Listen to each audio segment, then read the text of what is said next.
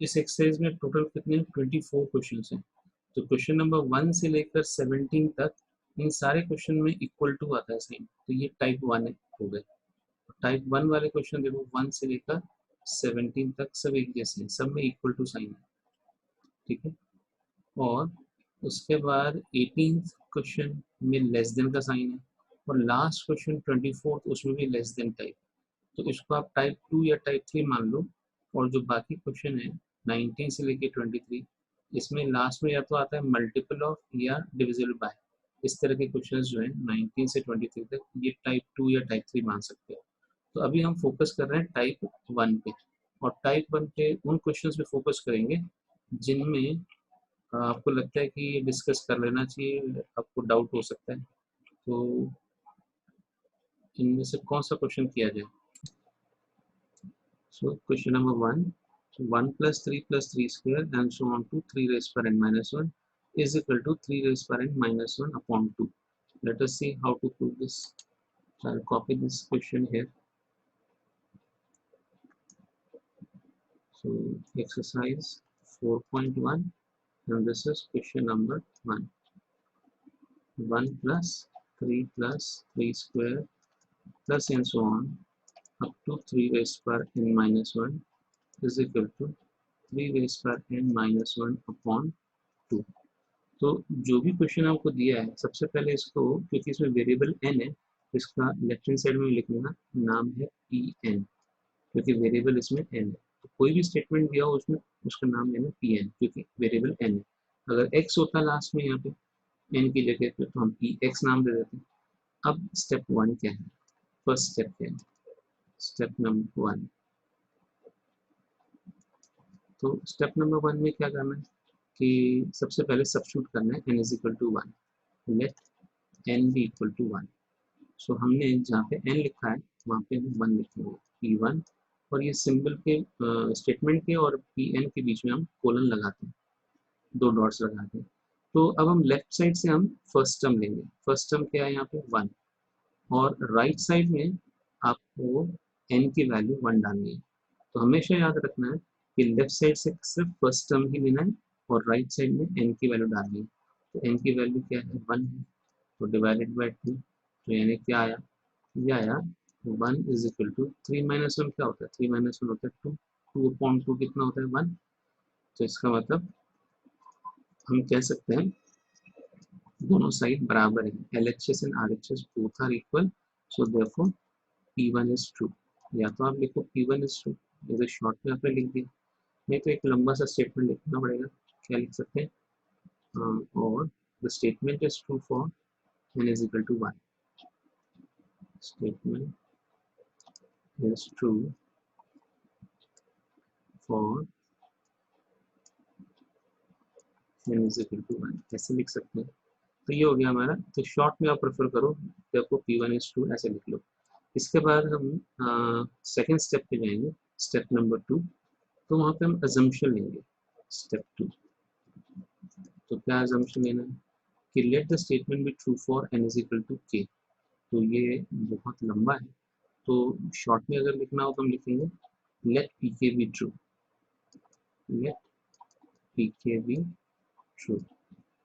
और या फिर अगर समझ के लिखना है तो let us assume that the statement is true for n is equal to k।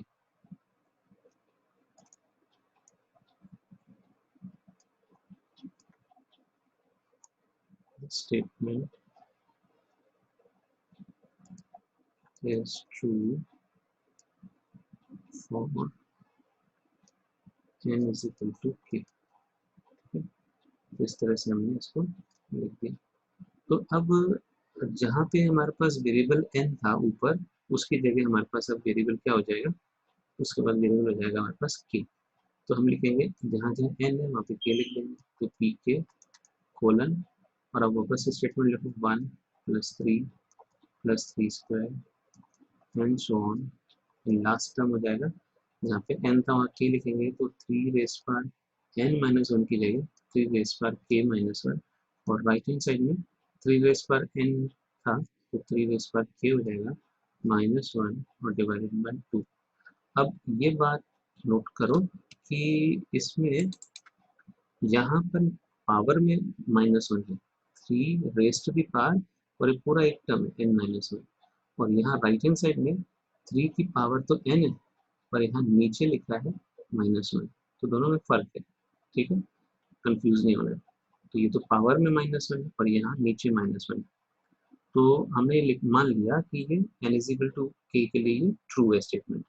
तो अब हम लिखना है कि हमें प्रूव क्या करना है, तो यहाँ हम लिख रहे हैं टू प्रूव, और वो स्टेप 3 है, स्टेप 3, ठीक है, और उसमें हमें लिखना है टू प्रूव।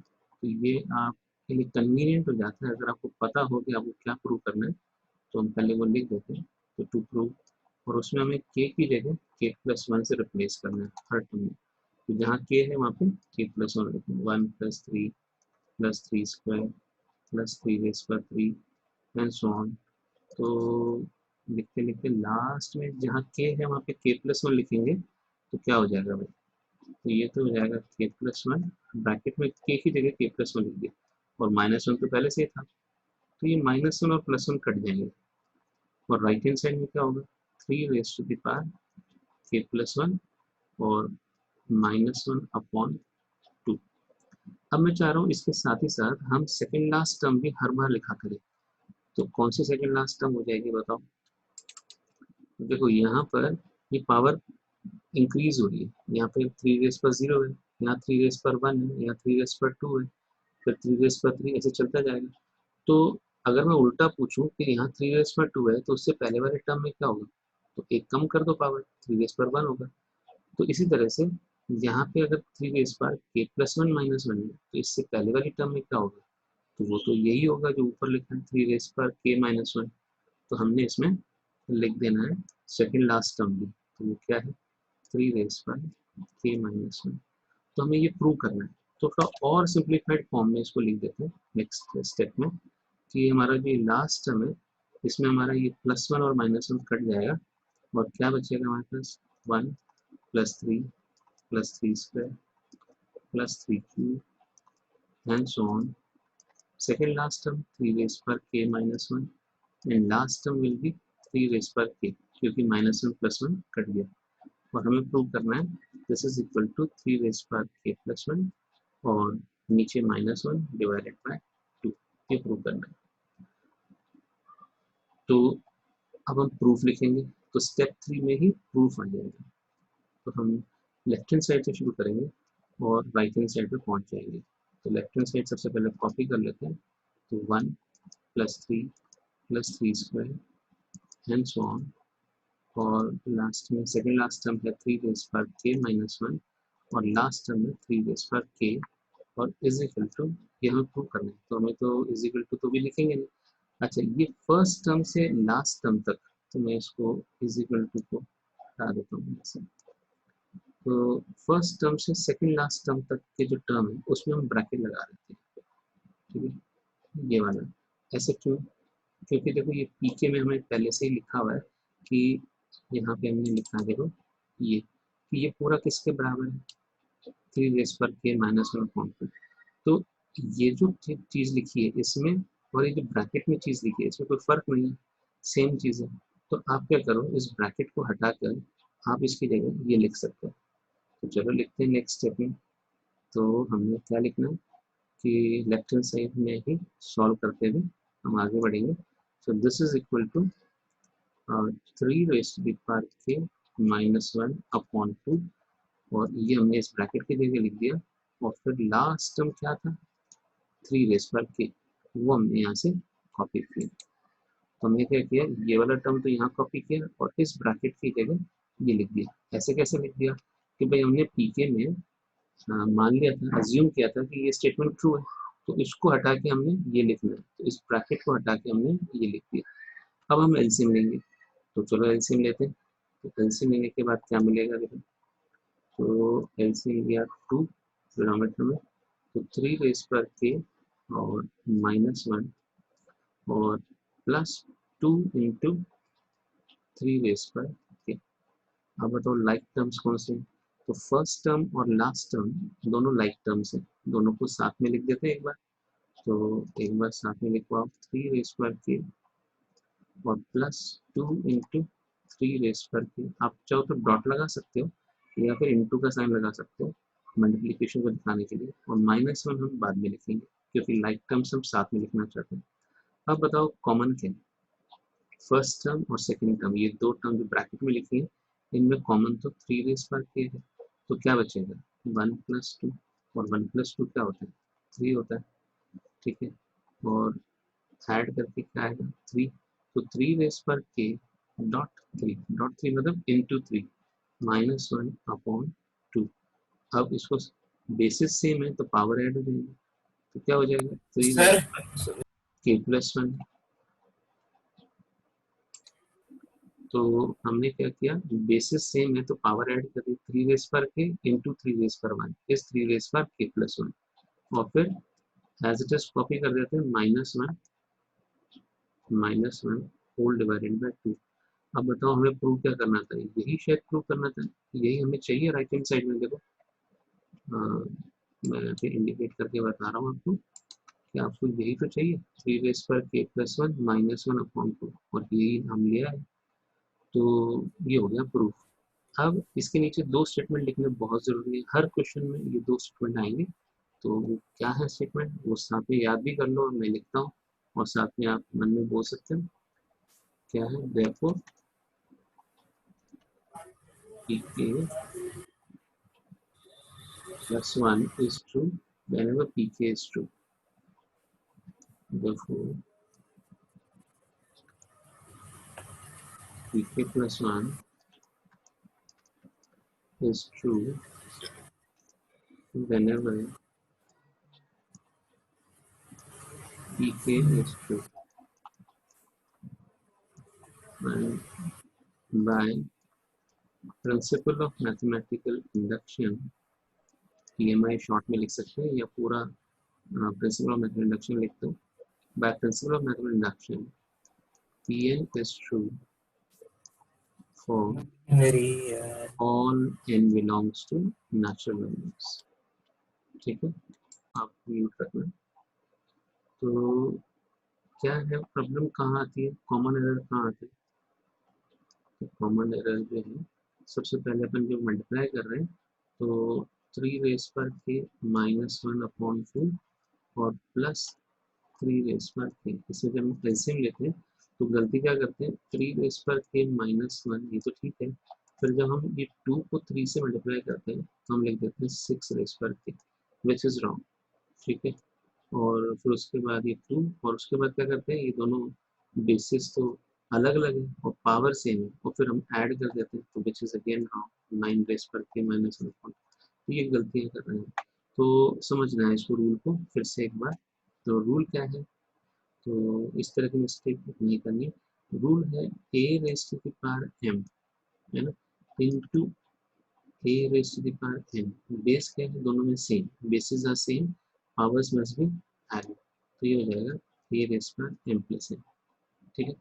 तो इस तरह से करना है। और अब बताओ जब बेसिस क्या होती हैं, अलग अलग होती हैं, ठीक है, तो हम कब सिंप्लीफिकेशन कर सकते हैं, जैसे मैं बताऊं a raise to the power n और b raise to the power n, ऐसे केस में हम क्या करेंगे, तो a इंटू बी और whole raise to the power m कर सकते हैं।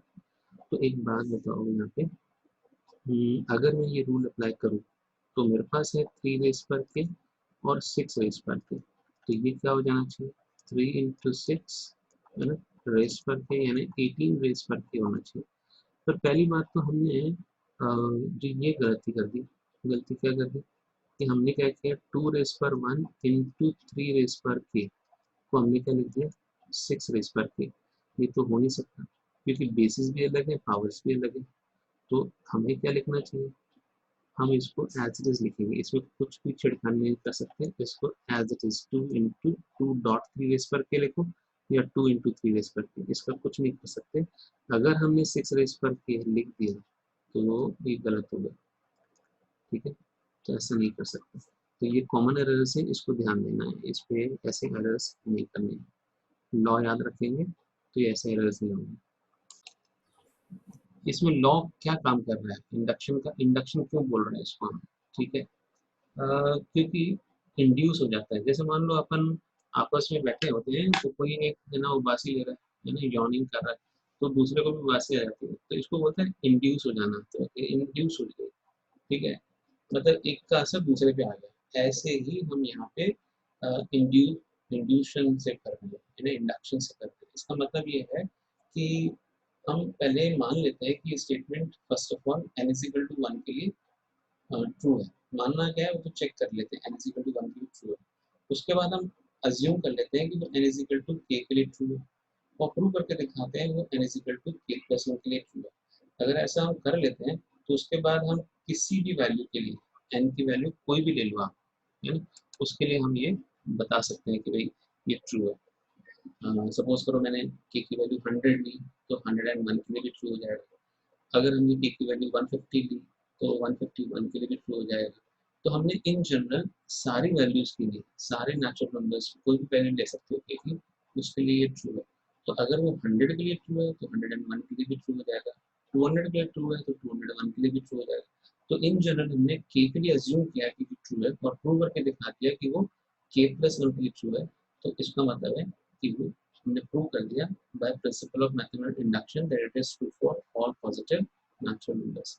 तो जैसे मैंने बताया कि अगर एक साइकिल को गिराए तो हमारी जो 100 साइकिल खड़ी है ना, 99 वाली तो गिरेगी और 100 वाली भी गिरेगी, क्योंकि वो सब आपस में टकराएंगे और गिरती जाएंगी। ऐसे टाइल्स भी आपस में गिरती जाएंगी। अगर 100 टाइल के बाद एक और साइकिल खड़ी कर दो, या एक और टाइल खड़ी कर दो, या एक साइकिल और खड़ी कर दो, तो 101 वाली टाइल भी या 101 वाली साइकिल भी जरूर गिरेगी। इसको बोलते हैं इंडक्शन, अगर आपस में ये टकराती हुई गिरती चली जाएगी। तो इसी तरह से हमने फॉर्मूला भी इंडक्शन से प्रूव किया। तो अब क्वेश्चन नंबर 11 ट्राई करते हैं, तो देखते हैं कैसे होगा। तो इस क्वेश्चन में क्या कह रहा है, prove the following by using principle of mathematical induction for all n belongs to natural number. तो ये जो डॉट्स हैं, डॉट्स को आप पॉइंट मत मानो, ये मल्टीप्लिकेशन सिंबल है। 1 इंटू 2 इंटू 3, है ना, 1/1 into 2 into 3 plus 1/2 into 3 into 4 plus 1/3 into 4 into 5 plus and so on. तो 1/n into n plus 1 n plus 2 is equal to n into n plus 3 4 divided by 4 into n plus 1 upon n plus 2। तो ये कैसे prove होगा? तो देखो, आप ध्यान से देखोगे ये कंसेक्यूटिव टर्म्स है। 1 के बाद क्या आता है? 2 आता है, 2 के बाद क्या आता है? 3 आता है। ठीक है, इसी तरह से सेकेंड टर्म को देखें तो ये शुरू हो रहा है 2 से, तो ये फर्स्ट टर्म 1 से शुरू हो रहा है, सेकेंड टर्म यहाँ पे 2 से शुरू हो रहा है, थर्ड टर्म 3 से शुरू हो रहा है, तो ये nth टर्म n से शुरू हो रहा है। अब इनमें फर्क कितने का है? इसमें 1 ऐड करो 2 आ जाएगा, इसमें 1 ऐड करो तो 3 आ जाएगा। ऐसे ही हमने n में 1 ऐड किया तो n प्लस 1 आ गया, n प्लस 1 ऐड किया तो n प्लस 2 आ गया। इस तरह से हमें पता लग गया कि ये इसका पैटर्न क्या है। तो अब हम सबसे पहले इसका नाम देंगे पी एन, क्योंकि इसमें वेरिएबल एन है इसलिए इसका नाम दे दिया पी एन। इस स्टेप में हमने यही किया। अब क्या करेंगे कि हम एन की वैल्यू 1 एज्यूम कर लेते हैं, देखते हैं 1 के लिए ट्रू है कि नहीं। तो जब हम एन की वैल्यू 1 डालते हैं तो लेफ्ट हैंड साइड से सिर्फ हम फर्स्ट टर्म लेंगे, तो हमने फर्स्ट टर्म लिया 1/1 इंटू 2 इंटू 3, और राइट हैंड साइड में एन की वैल्यू 1 डाल देंगे। तो 1 डाल दो तो 1 इंटू 1 प्लस 3, तो 1 into 1 plus 3 divided by 4 into 1 plus 1, ये रहा 4 इंटू 1 प्लस 1, और जहाँ जहाँ एन है वहाँ पे 1 डाल देते 1 प्लस 2, तो ये रहा 1 प्लस 2। तो ये लेफ्ट हैंड साइड तो हो गया 1/6। अब राइट हैंड साइड देखते हैं, ये तो 1 प्लस 3 तो हो गया 4, और नीचे डिनोमिनेटर में 4 है, 4 से 4 कैंसिल, तो 2 इंटू 3 क्या आ जाएगा? 6 हो जाएगा। तो 1/6 इज इक्वल टू 1/6, तो विच इज ट्रू। तो हमने देख लिया कि ये statement n is equal to 1 के लिए ट्रू है। अब हम अज्यूम कर रहे हैं कि ये n is equal to k के लिए ट्रू है, तो let e k be true for some positive integer k। तो करना क्या है, आपको क्या करना है, n की जगह पे k लिखना है। तो जहाँ जहाँ n दिख रहा है आपको वहाँ पे k लिख देंगे हम। तो ये हमारा स्टेटमेंट हो गया पी के। तो इसको हमने नाम दे दिया पी के, और इसमें लिखना कैसे है, इसके आगे लिख देते हैं इस तरह से पी और ब्रैकेट में के और फिर कोलन, कि इसमें वेरिएबल के। अभी के कोई वैल्यू होगी, हो सकता है 100 हो सकता है 150 हो। तो अगर ये के लिए ट्रू है तो हमें प्रूव करके दिखाना है ये के प्लस 1 के लिए ट्रू। पर हम कोई पर्टिकुलर वैल्यू नहीं देंगे।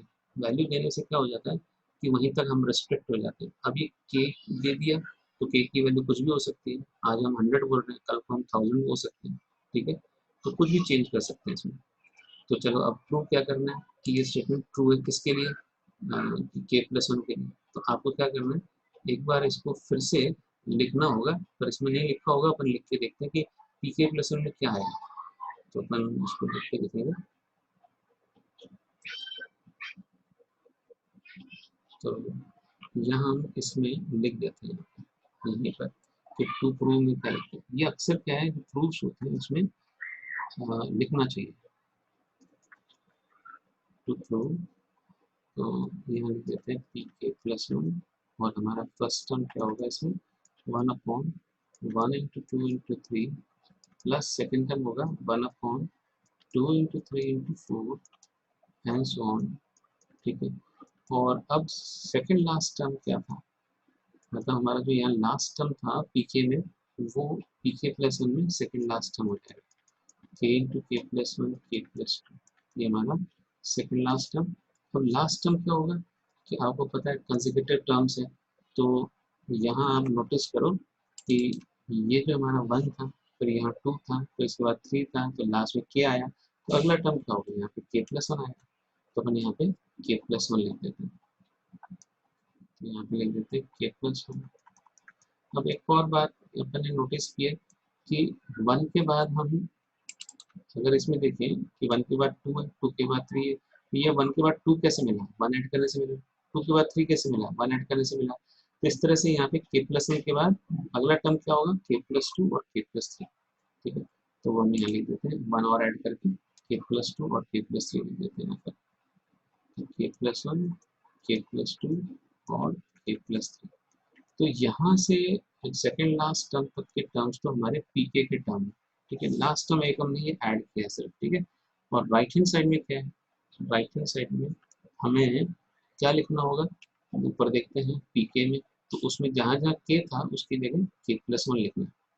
तो यहाँ पे है के, इसकी जगह आएगा के प्लस वन, इसकी जगह भी के प्लस वन आएगा, तो क्या हो जाएगा के प्लस वन प्लस थ्री क्या हो जाएगा के प्लस टू। नीचे इस के की जगह के प्लस वन लिखेंगे तो के प्लस वन हो जाएगा के प्लस टू, और यहाँ पे के प्लस वन लिखेंगे तो के प्लस वन प्लस टू क्या हो जाएगा के प्लस थ्री। तो हम राइट हैंड साइड में लिखेंगे के प्लस वन, के प्लस फोर, के प्लस टू, के प्लस थ्री, ठीक है। तो लिख देते हैं यहाँ पे, तो यहाँ लिखेंगे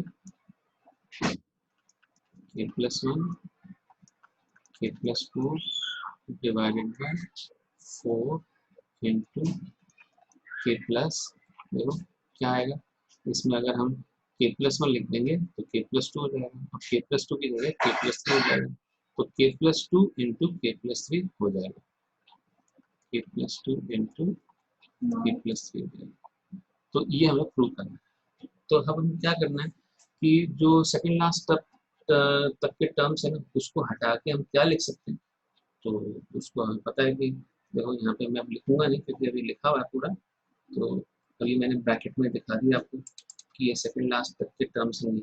इसकी जगह हमने क्या लिखना है, के इंटू के plus three upon four into के प्लस वन के प्लस टू, क्योंकि हमने पता है कि पी के तो ट्रू है, अज्यूम किया हमने, और ये लास्ट टर्म क्या है के प्लस वन के प्लस टू के प्लस थ्री, चेक करो सेम है। तो अब हमने क्या किया, इस ब्रैकेट को हटा के ये लिख दिया। अब सबसे पहले देखो कॉमन क्या है, तो कॉमन में देखो वन अपॉन के प्लस वन और वन अपॉन के प्लस टू, ये दोनों चीजें कॉमन, कॉमन निकाल लिया, तो क्या बचा के इंटू के प्लस थ्री और डिवाइडेड बाय फोर, ये बचा। और इधर सेकेंड टर्म में क्या बचा, वन अपॉन के प्लस थ्री।